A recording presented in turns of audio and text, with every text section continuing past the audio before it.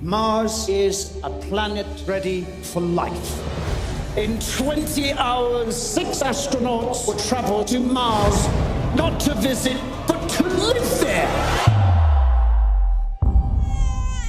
He wouldn't even survive the trip back to Earth. His heart will simply not have the strength in the Earth's gravity. The child remains classified on Mars? Yes.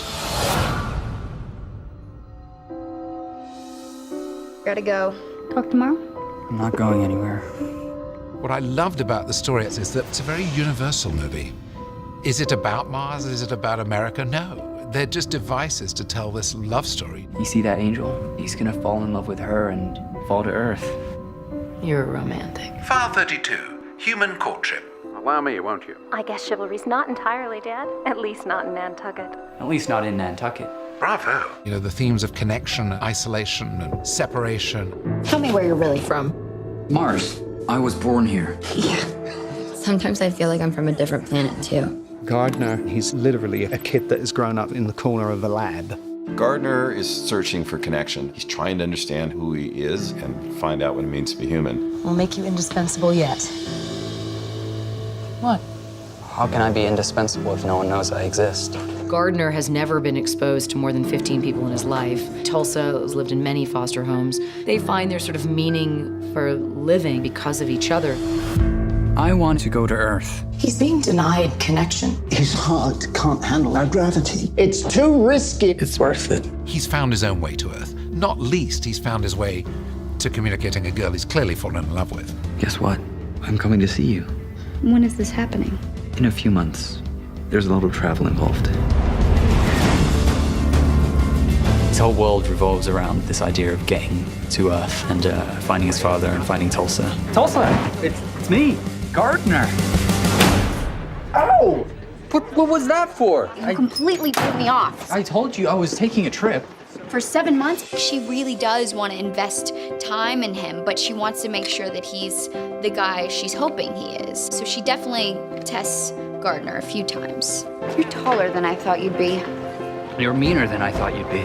It's a journey of identity, finding out where you fit literally in the universe. And he goes to find Tulsa, and they both go on a road trip to find his dad. Allow me, won't you? What are you doing? Chivalry's not dead, at least not in Nantucket. Their relationship evolves. They both kind of balance each other out. Gardner has a naivete to him. There's this part of him that everything is so new and fresh, and that's beautiful to her, even though she won't admit it all the time. Go! Oh, it is. It's just a horse. I'm on a road trip with an insane person. His experience of social interaction is so limited.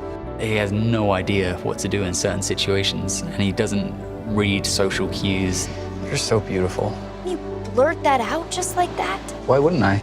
You have to get from this point where my character is very defensive to this point where she's open to possibly feeling feelings. Kind of had an amazing time with you, but the last thing I'm gonna do is actually tell you that. You just did.